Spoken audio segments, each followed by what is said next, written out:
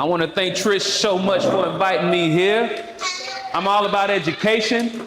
I guarantee you're going to learn something here today. I'm one of those people who believes education. The more you know, the more you know, the more you don't know. But you got to start somewhere, right? I also believe all truths are parallel. Have y'all ever heard that? Like all truths are parallel? And what that means is what's usually true and workable in one facet of life is also true and workable in another, right? Before you eat something, you need to know what a source. You're like, oh man, I know she cooked that food, so it's gonna be good, right? Before you drink something, you need to know the source. Like even with what my man right here does, you can't just use any ingredients. You have to use high quality ingredients if you're gonna charge a lot of money, right? You have to know the source. The same goes for knowledge. Before you take knowledge from somebody, you need to know the source. Here's the source. My name is Randolph III. I am a chartered financial consultant, a chartered life underwriter, chartered property casualty underwriter, fellow Life Management Institute. What that means is I have more letters after my name than in my name, right? But what it also means is I've taken the time to learn, what to do as far as the books say. But what if I read a book about swimming for the past 5 years, but I never got in the water, right? I still don't know how to swim. I might can get in there and because of my imagination swim, but until somebody actually swims, you never know. Here's how I swim. I'm a registered pre-licensing and continuing education provider with the Florida Department of Financial Services. I provide training and consulting to corporate, federal, state, and local governing agencies. I also assist individuals and business owners with effective tax minimalization tax strategies. And also I have over a decade in the insurance and financial services industry, and I do franchise consulting here in the US, right? So, please reach out if you want, to touch bases, right? Franchise attorney and all that? Absolutely. People in Texas don't get ready to move to Texas. I've been licensed for 18 years with insurance, life, health, and annuities. Okay. So do you know any people in Texas? Of course. I speak in Texas every year. I speak in Texas. Absolutely. No. I'm glad. But it's all about connecting and people knowing what you're trying to do. That's why I like how transparent you were, because until you actually say it out loud, the right people don't know to help you. You only get those unsolicited advice people, right? But when you actually say out loud and what you want, you get those people who can probably really help you, right? Anybody ever heard of my man here, Farmer Jed? Right? He got a place over there off I-10 West heading toward Tallahassee. Very nice spread. He's done very well for himself, right? Check out his house. It looks real good. And you got way too much time and money once you start making mazes out of your vegetation. Got his pool house and everything. And the only person that's available to inherit Farmer Jed's mass estate and all that he's done is his daughter, Ellie Mae. Right now you just got your daughter, right? But he knows Ellie Mae, she can handle everything. However, he rather give her some help. Give her a partner, somebody that can help her manage all of this vast estate should he leave. So what Farmer Jed did was he sent a mailer out to all of the eligible bachelors in the small town that they lived in, right? And they showed up, they ate his food, they drunk his drink, they did all that. They had a real good time. And then Farmer Jed said he invited all those men to the backyard. He said, hey, now I'm gonna tell y'all why I really invited y'all here. The reason why I invited y'all here is because I want somebody to marry my daughter. I have a contest, right? And if you make it from one end of this pool to the next pool to the end, prize number one, I'll give you $1 million, right? Or you can take prize number two and I'll give you my whole estate, that manicured lawn, those bushes, that pool house. Or number three, you can take my daughter's hand in marriage. And keep in mind, if you marry my daughter, you get it all. You get the money, you get the estate, you get the daughter. He say, if you jump in this pool and make it to the other end, whoever makes it, I'll get you. Now, this is a big task because there are crocodile in this pool. There are snake in this pool. There are piranha in this pool. If you make it to the end and before he could finish his sentence again, he heard a splash in the water. John's head in the water, right? And then in 6.4 seconds, John emerges from the other side. And Farmer Jed says, congratulations, John, man, you get $1 million. He said, John can't breathe. He said, I don't want $1 million.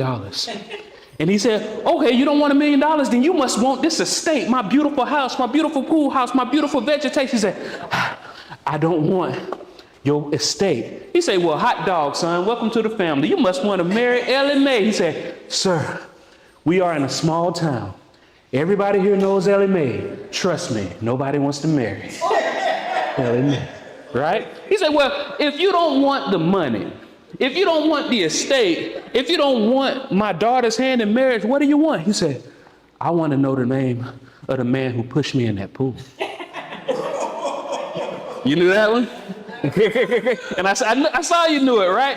The first person that told me this nice little story was a financial advisor from the Midwest, Scott Garcia, and he was introduced to me by the founder of this big company, trust company called Epic, Carter Wilcoxon. You know, it's all about the relationships. But the way it works is, what are you going to do? Remember I told you all truths are parallel?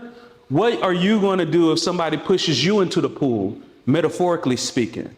Because it happens out of nowhere. You get that call in the middle of the night, that daughter, your son, whoever has been in a car accident, right? Or your spouse, something happens to where you get pushed in the pool, and trying to figure it out on the run don't work. You need to have a plan. So the topic of my talk here is not acting. I'm going to tell you some simple estate planning stuff. And a lot of people, we hear estate planning and we think that's only for multimillionaires. No, it's for regular families, right? So check this out. Before we get into it, I have to give you a disclaimer. I am not an attorney, right? And this is information, not advice. I'm going to say this is information. You're going to say not advice. This is information. Not advice. I appreciate it, but it's good information.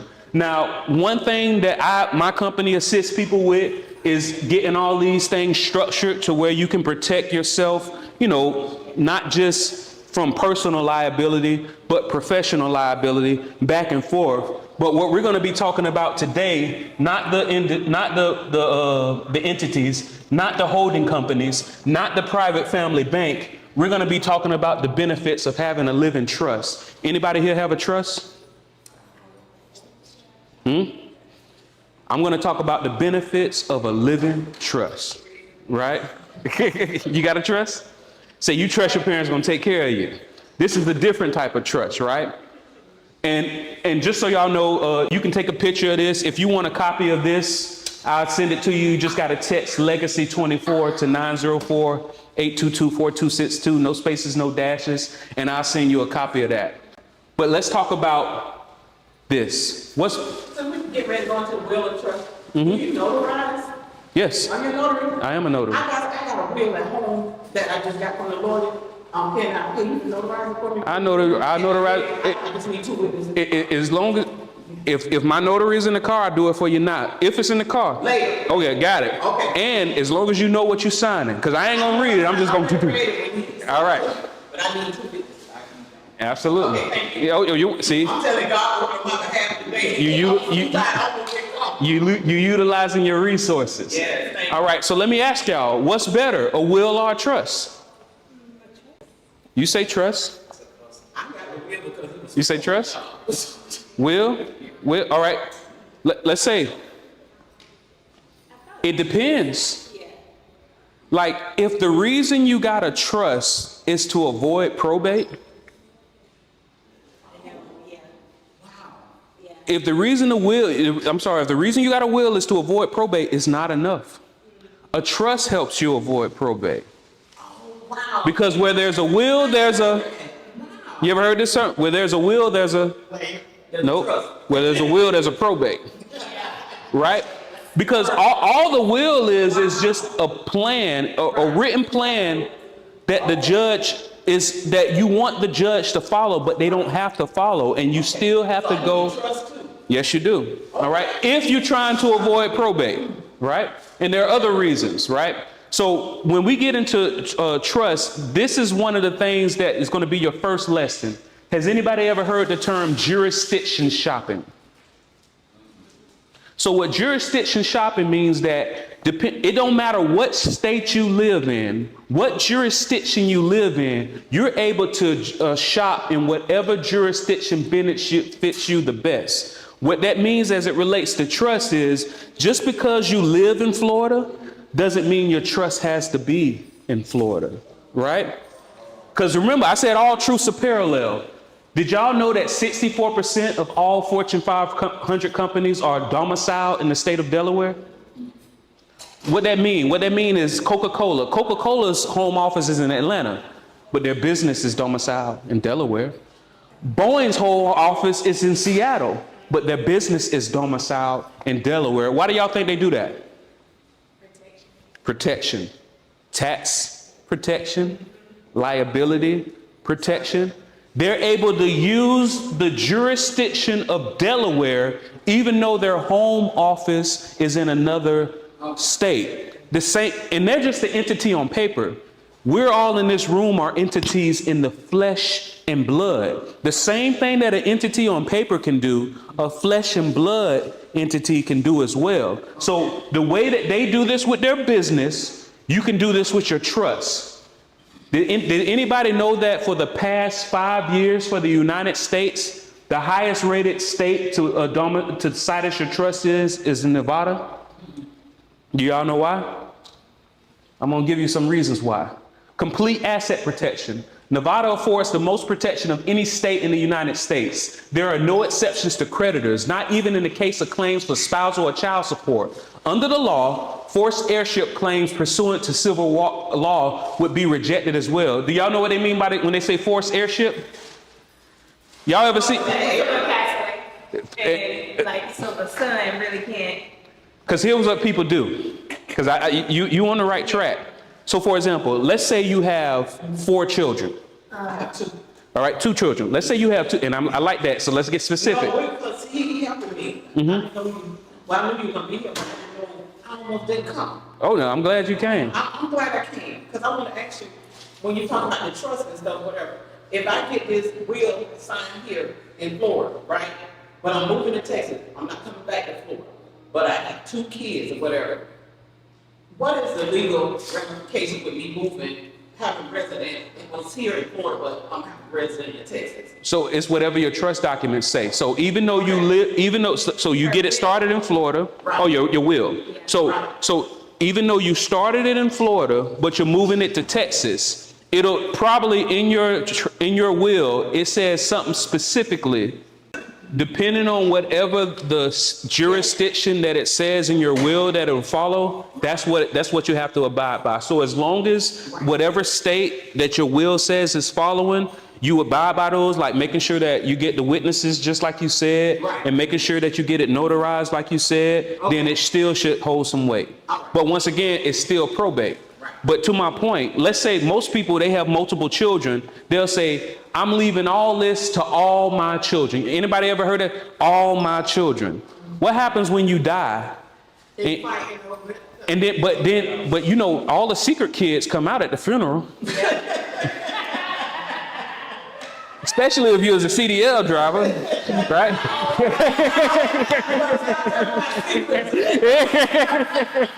but all the secret kids. So what happens is, what they're saying is, once again, we know nobody is not going to just be, you know, I'm not going to say nobody, but y'all wouldn't just disinherit your children and all that. But you want what to happen to happen. If a kid that you never knew about just came out of nowhere trying to bust up your trust, what this saying is in Nevada, there's no forced heirship. The commitment to the state is a strict reading of the statute and has been upheld by decision of the Nevada Supreme Court. What they're saying is, not only do we stand by this, we took it to court and we won, right? Nevada also has an abbreviated statute of limitations of only 2 years from transfer into the trust before the transferred assets are protected. So a lot of states, they have it to where once it transfers into the trust, they could still try to sue and get access. What they're saying is, hey, Once it gets transferred and after a couple years go by, listen, you good. You don't have to worry about anything.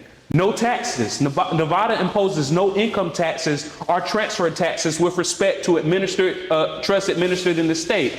This just isn't a statutory requirement. It's embedded in the Nevada Constitution. Every state has their brands. Whenever people think about Florida, they think about sunshine and oranges, right? When people think about these type of states like Delaware for businesses or Wyoming, so Delaware for corporations, Wyoming for small businesses, Nevada when it comes to taxes, that's their brand. They say, hey, your brand is sunshine and oranges. My brand is helping people avoid unnecessary taxes and protect their family with these strong trusts. And we'll fight for our brand, right? So what you were just talking about, one of the things that stop people from completing their documents, you know how many people went and paid an attorney and they got documents just sitting in the house unsigned? Unsigned, unnotarized, just means nothing. That's like having a cart, a little wagon for your toys with no toys in it. Imagine just having an empty wagon and all of the toys on the floor. That's the equivalent of having these forms, these wills, these trusts with none of your stuff in it, unfunded, right? What Nevada lets you do, instead of you having to get all those notaries and get those two witnesses, they let you sign electronically. And and all you need is that notary. As long as you get an electronic notary, you can be anywhere in the United States and it still counts. You don't need those two witnesses. Now, it's still good practice to go ahead and get two witnesses just in case you're dealing with a monkey court, right? But other than that, you want to deal with a place that lets you do all of these things. Oh, boom. And regardless of where you live, what you were just telling me about, you're saying, what happens if I go from one state, move to another?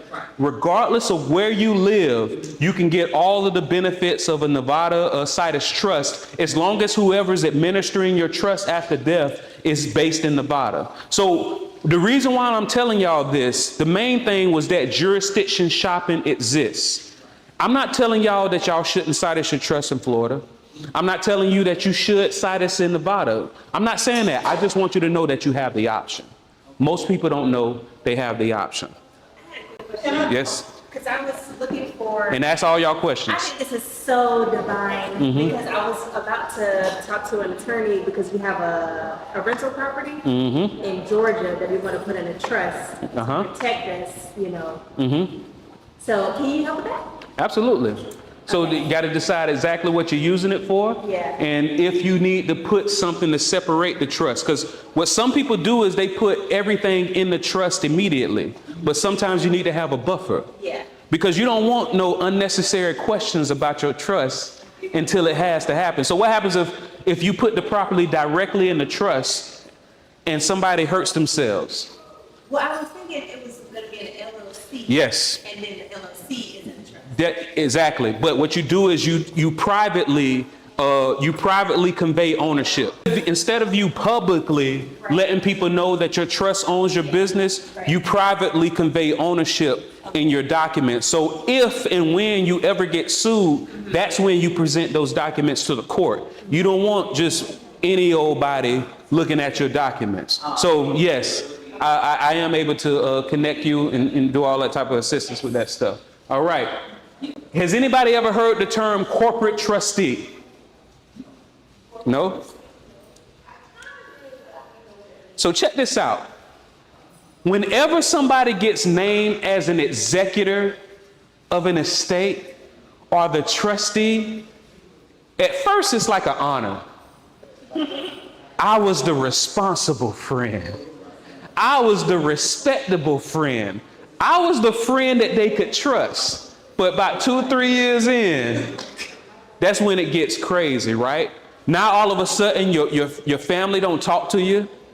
Your friends don't talk to you. Like whoever, like the people that's connected to it. And all you're trying to do is follow the rules of this trust. Or let's say you don't have to deal with all of those issues. Everybody is expecting you to do what you're supposed to do. But now you got to figure out all these different mechanisms. How do I sell this? And how do I do that? If you want to not put that pressure on anybody, you can get a corporate trustee. And what a corporate trustee is a company, and that's all they do. All they do is liquidate estates. You don't have to put that pressure on your family member. You don't got to put that pressure on nobody. And typically, all they want is about 2 to 3% of whatever the cash liquidation is. So now, sometimes I just want you to know. Once again, I'm not telling you whether you should make your family your executor, a friend or executor. I just want you to know that you have the option of hiring a company that this is all they do. All they do. Corporate trustee. Now, Crawford Trust Company, they are a company that does this. They're not the only company that's a corporate trustee, but they are domiciled in Nevada. So let's say if you did start a trust and you wanted all of the benefits of Nevada Citus Trust, then you would need a company that's domiciled in Nevada. But that's just one of many trust companies that's able to assist you. All right? And you can also Google 8 reasons why Nevada is leading trust Citus. Right? So did everybody get that? If you Citus your trust in Florida, you have to do everything via paperwork. If you Citus your trust in Nevada, you can do it electronically. Okay. But those are, so Nevada is the only state electronically? Oh no, it's other states that offer that. Like for example, Alaska. So Nevada. I need you. But that's what I'm. So one of the things that I hope y'all learn is the secret is where there are very few people at, right? That's where the secret's at. If you have a Nevada-based trust, it can last for 365 years. If you have an Alaska-based trust, it'll last for 1,000 years. Now, y'all think about that stuff. Now, based off of where we at, because you know, because have y'all ever noticed, depending on how much money you got determines how far you look into the future. Somebody that's destitute on the street, they're only thinking about the next day. But then as you get more money, you start thinking about the next week. As you get more money, you start thinking about the next month. Then you start thinking about the next year, and then you start thinking about future. I don't think we need no 1,000-year trust. But there are billionaires that If you got like joint ownership in some property, like siblings or whatever, you can't do nothing like the corporate trust because everybody got their one court, right? See, and we're going to get to that part. Because what you're talking about is, let's say, because we already know it's a lot of superstition, right? Right. And nobody want to talk about a will or a trust or a estate plan, because if you talk about it, that means you're going to die, right? I got some bad news. No matter what, you're going to die, right? But the scenario you're talking about is when the matriarch or patriarch dies, they left no will or nothing separating it. Yeah. I mean, but what did the will do? Exactly. Exactly. So. But you left us all 20%.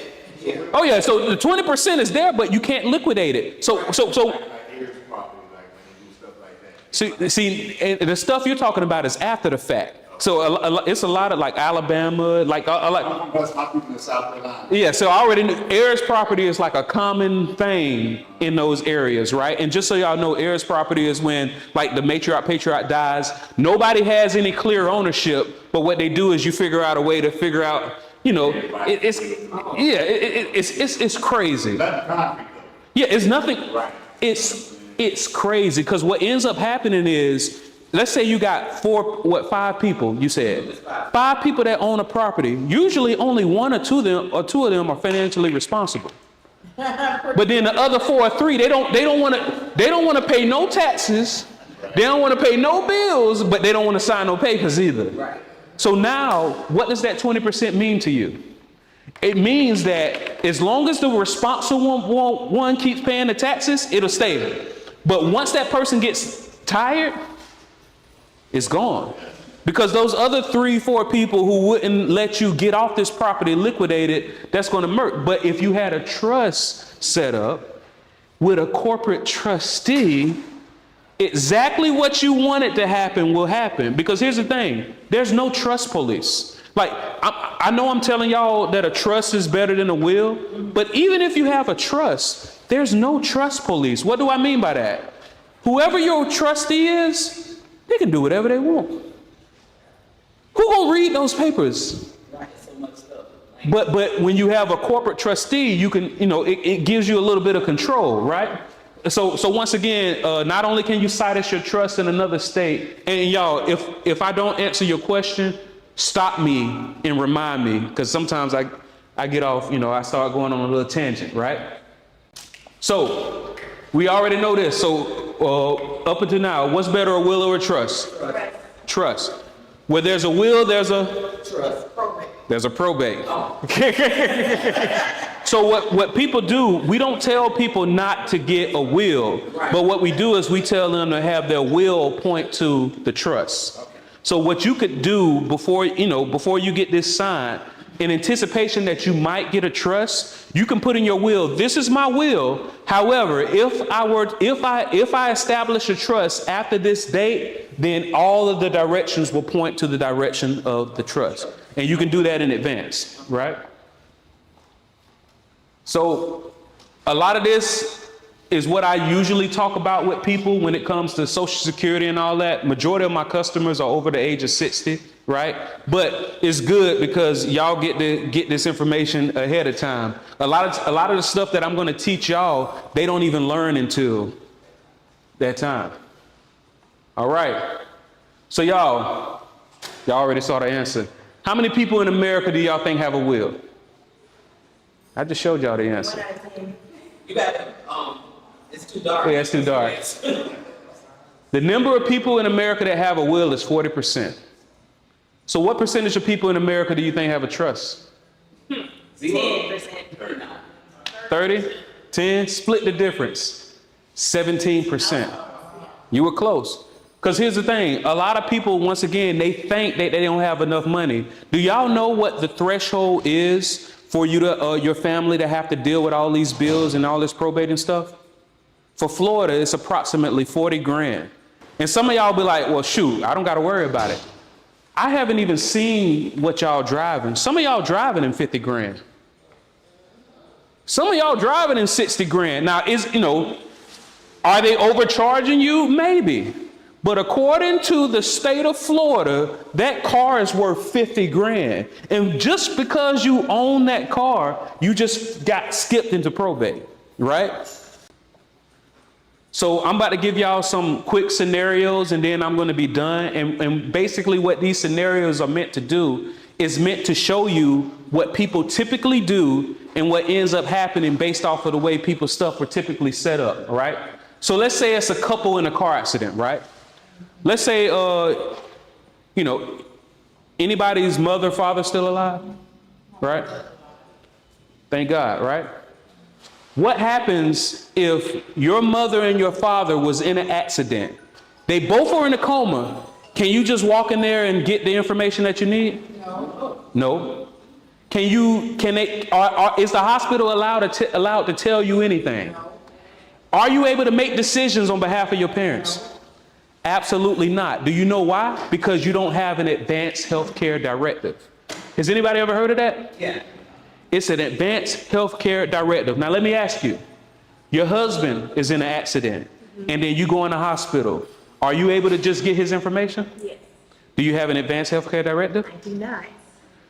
Even though you're married, I do not. they cannot. Now you have somehow, because just like in every industry, some people, they do what they not supposed. I think it's called something else now. Look it up. Even though you and your not only that. So we're going to talk about power of attorney. But if you're married, so many estranged marriages. Right. Hospitals cannot go off of you just being married. Even if you're married, if something happens to your spouse and you walk in there, legally they can't give you information. Legally, you can't make decisions. Now, some hospital, and you're familiar with it, seems like. Some hospitals might not, once they know you're married, they're going to tell you everything.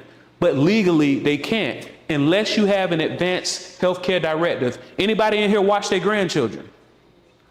Anybody in here send their kids to be watched by their grandparents? If you watch your grandchildren, your son, your daughter needs to give you an advanced healthcare directive for your grandchild. What happens if your grandchild breaks their leg or hurts their arm and you can't get in touch with the parent? You're forced to have to drop this child off to a hospital with no authority. They can't tell you nothing. So this first scenario is if anybody in here has parents, or if you're a parent and you have children, adult children, and you want to be able to call shots. You told me you have adult children. You have a daughter.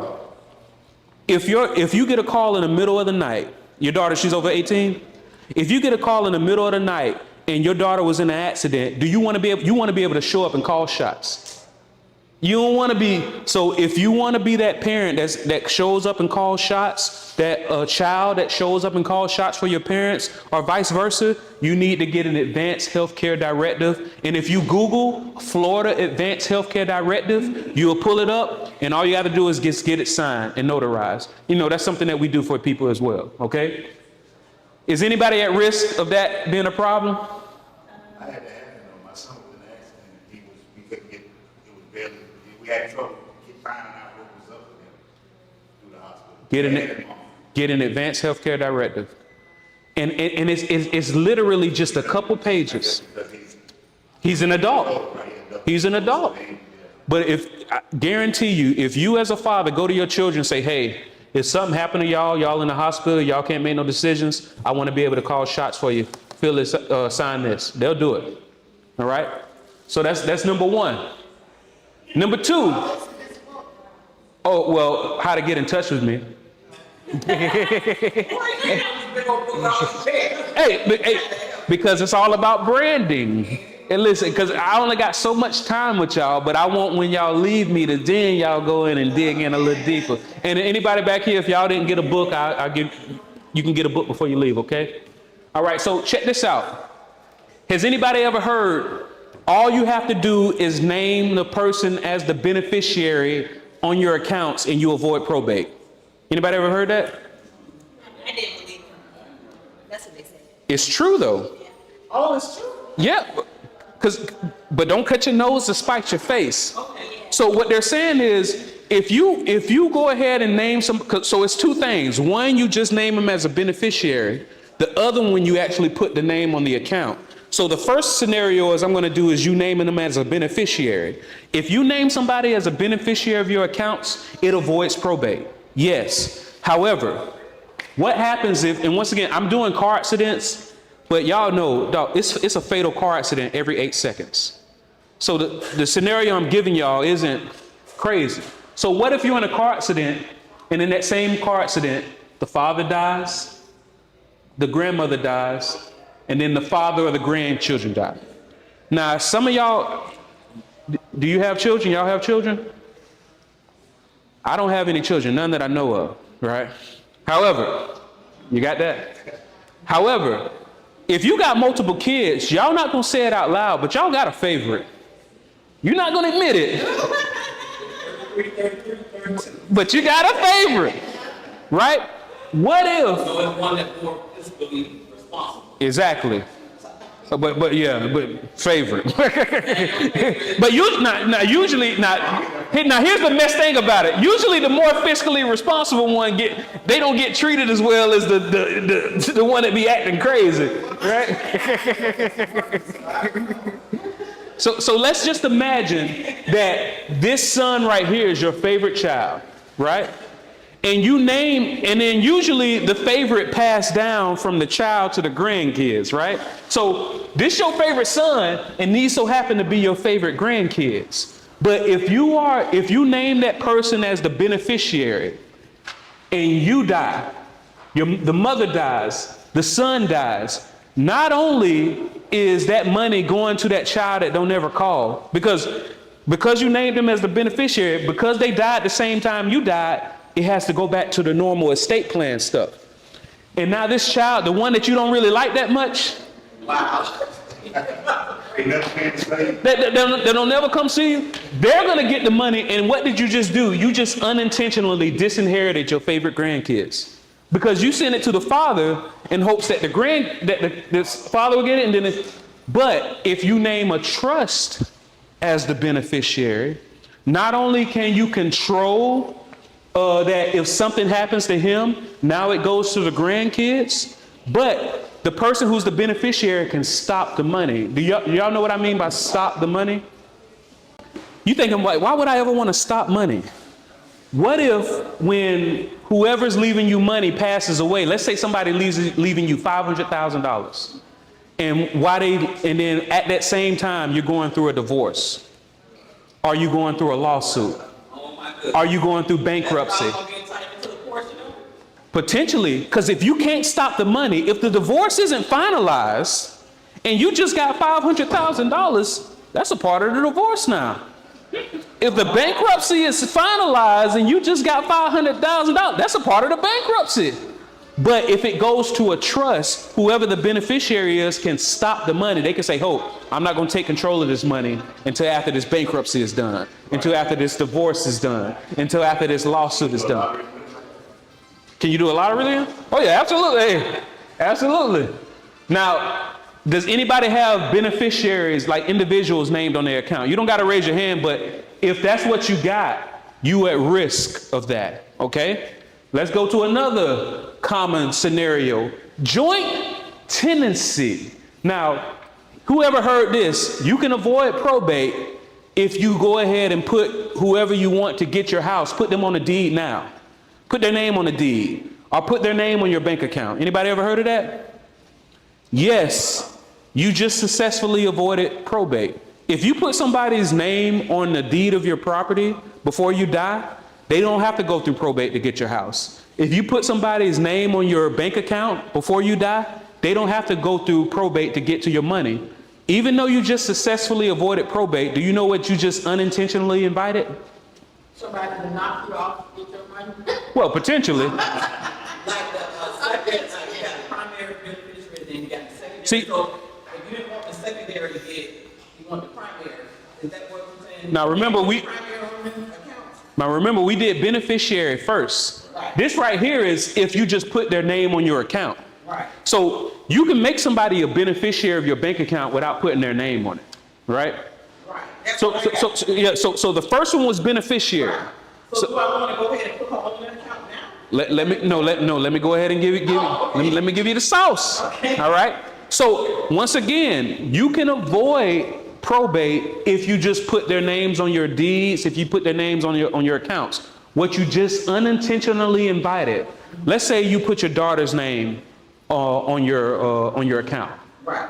What if your daughter gets a divorce? What if she goes through bankruptcy? What if she has a lawsuit? As soon as she gets sued, an attorney is going to do a skip trace on her name. And let's say you have an account sitting with $30,000 in it, and it's just your name and your daughter's name on it. 50% of that account is hers. You put her name on it just to avoid probate, but what you just did is unintentionally invited that. What if you put the name on the deed to avoid probate? And they go through that divorce, or they go through that lawsuit. Now, this house that you've had paid off for years, you're going to have to get another loan on it to pay off that husband that she just divorced, or to pay off that wife that he just divorced, right? Or you could have had the home set to go to the trust. And then that way, once again, it's not technically theirs. They never actually took possession of it, but you put a mechanism in place to where not only do they avoid probate, but you're also able to benefit. Here's another thing that you lose by just putting their names on it before you die. Anybody ever heard the term step-up basis? So what step-up basis means is whenever let's say you own a property. Let's say you bought a house, and we're removing all like deductibles, because if you sell a house and anything less than 250, you don't got to pay taxes on it, all that good stuff, right? But let's just remove that. Let's say you bought a house for $100,000 and you sold it for $500,000. Your basis is 100. Anything over 100, you got to pay taxes on, right? What step-up basis means is, let's say you bought a house for $100,000 and when you die, it's worth $500,000. When it transfers to your children, the basis steps up to whatever the current market value is. So if they were to turn around and sell it, and let's say they sold it for $500,000, they don't have to pay no taxes because they had step-up basis. However, if you put the home in their name before you die, and then they try to sell it after you die, they just inherited your original basis.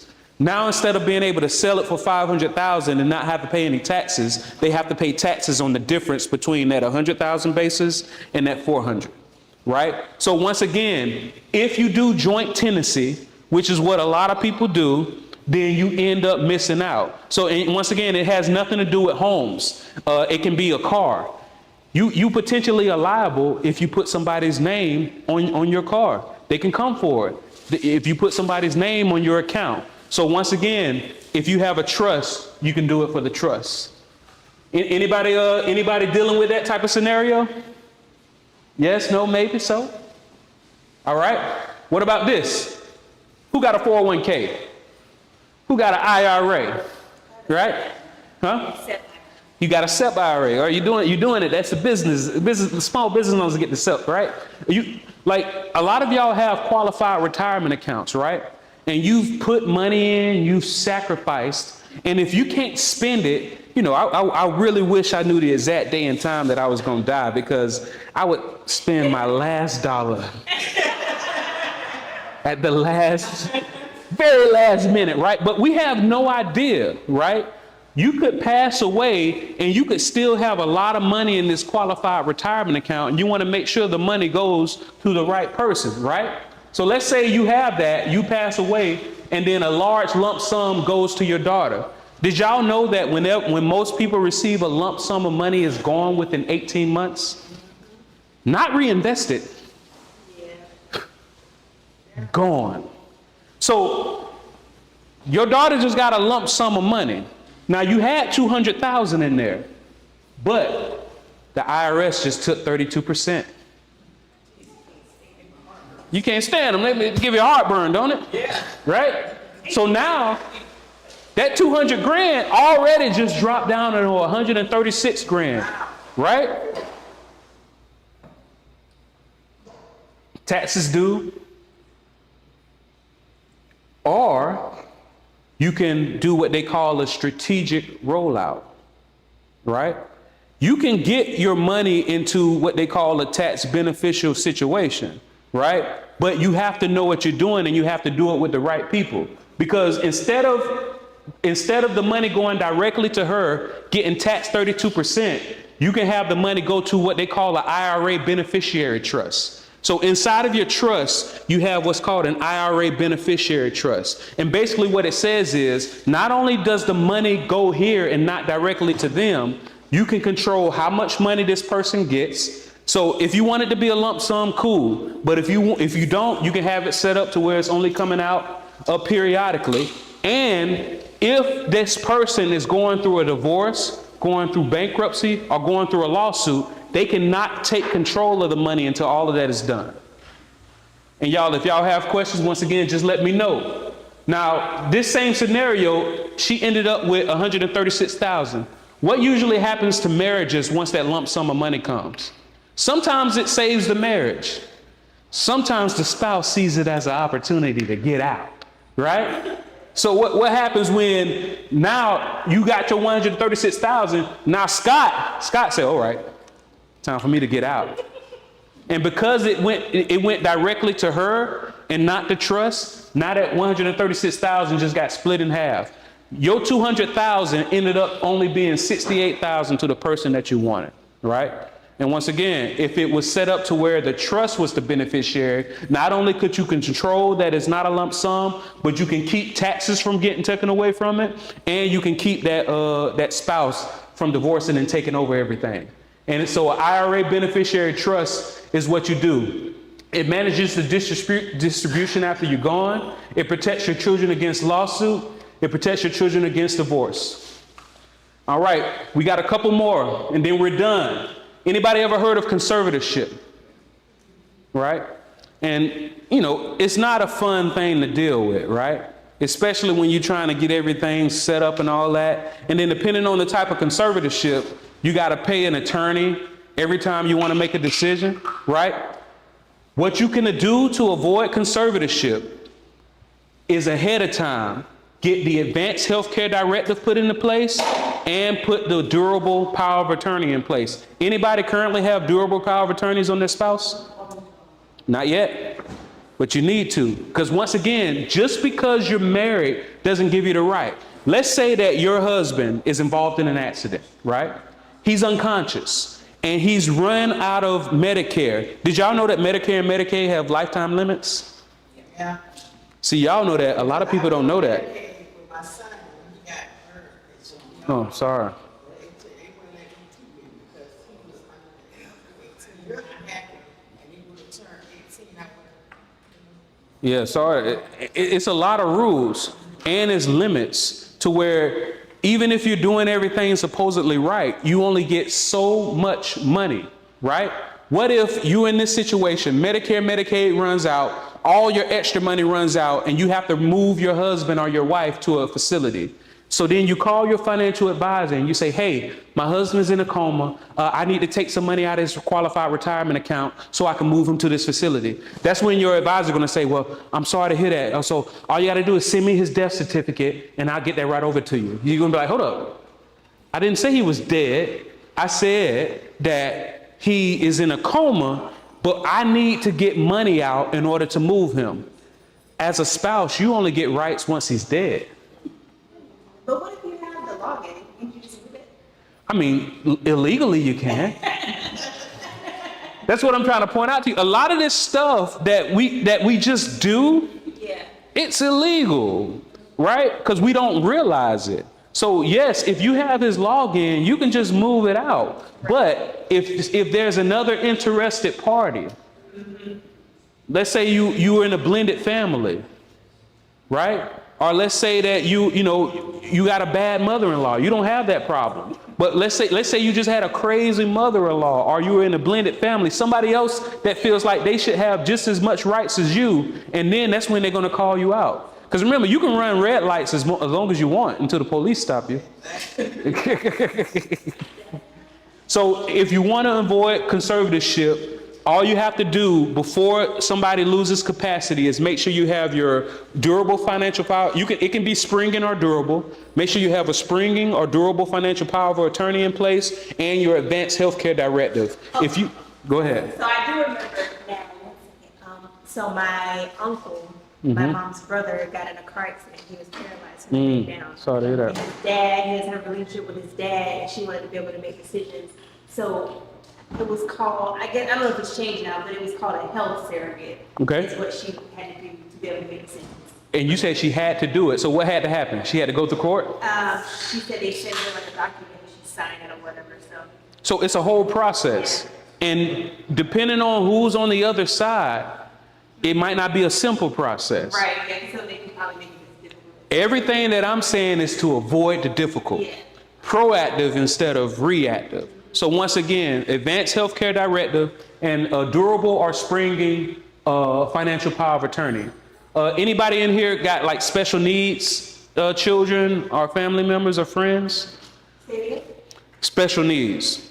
Yeah. A lot of special needs people are in programs, right? Like they qualify for programs based off of the income, and usually when they were kids, they went through everything to get all of these programs set up. If you leave a special needs child or adult a bunch of money, did you know that you can kick them out their programs? Without even realizing it, they get kicked out of their programs, and then you have to work in reverse to try to get the money out of their name to get them back in these programs that they need to survive. But if you have a trust set up and you have a special needs condition in your trust, the trust can get the money, and then it keeps that special needs child or adult in their programs, and they can still access money whenever they need it. I'm a little confused, so I just have a quick question. So is the facility trying to come after the money that was allotted to the person that was in the program or something? A lot of these programs are income based. So, Okay, I got you. so if you got somebody that, might say the household only earns $30,000 a year, and because of that, they're able to qualify for these programs. Right. And then all of a sudden, this kid gets a $200,000 benefit. Right. They're no longer a $30,000 kid no more. They're a $230,000 kid. Well, that makes sense if they got that money, because it could go to somebody else that could use the money that need to be in the program. That spot, because they got money. Exactly, but how long does that 200 last? Because you don't want to get, all right, I got 200,000 one time, and now I'm out of my programs? Nah, you rather that money go to a trust to where that special needs kid never takes possession of it. They still are available in their programs, and they can use that 200 grand as needed. So just know you need that. And then, you know, this right here, this is the last one, which we already talked about the parent, but nobody never want to talk about their child. And once again, like I said, if you have a child that's an adult, if you don't currently have an advanced healthcare directive on your child, you need to do it immediately, all right? Especially if you want to be able to call shots. So y'all, I'm going to leave you with this. Nearly half of all respondents believe that estate planning is only for the ultra rich, and most people don't need it. We need it. Even if you don't have a whole bunch of money, you need to have something documented on who can help make your health decisions. Even if you're married, you still need to get that financial power of attorney with your spouse, just in case you can't make decisions for yourself. Somebody calls shots for you, all right? And a lot of y'all think y'all don't have enough money, but I just showed y'all, if you have at least $40,000, according to them, a lot of y'all car is about 40 grand, right off rip, and you're already there, all right? 25% haven't spoken about it with their families because they don't like to talk about their own death. Everybody wants to go to heaven, but nobody wants to die. And I'm sorry, if you don't talk about it, you're putting your family in a terrible situation. You're putting yourself in a terrible situation. Talk about it, right? 49% say their assets aren't worth enough to consider estate planning. Yes, they are. Your $100 is your $1 million. Your $1,000 is your $1 million.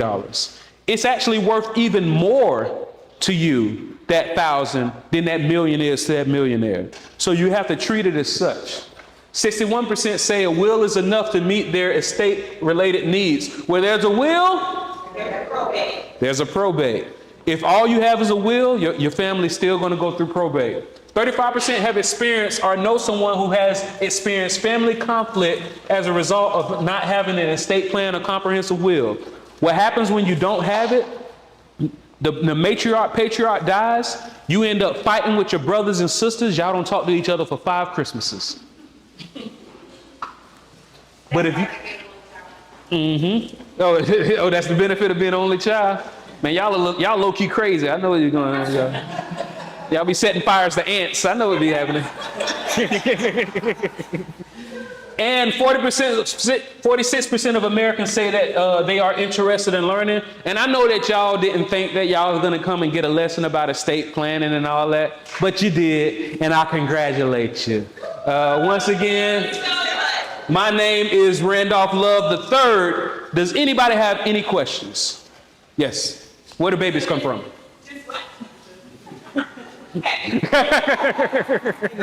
From stores. Absolutely. All right, so all you have to do is my contact information. If you don't have one of these, anybody? Here you go. Here's my card. Here's my book. Y'all can text 904-822-4262. 904-822-4262. It's on that last page up here. Yes, it is. Yeah. You can text me. You can email me. You can call me.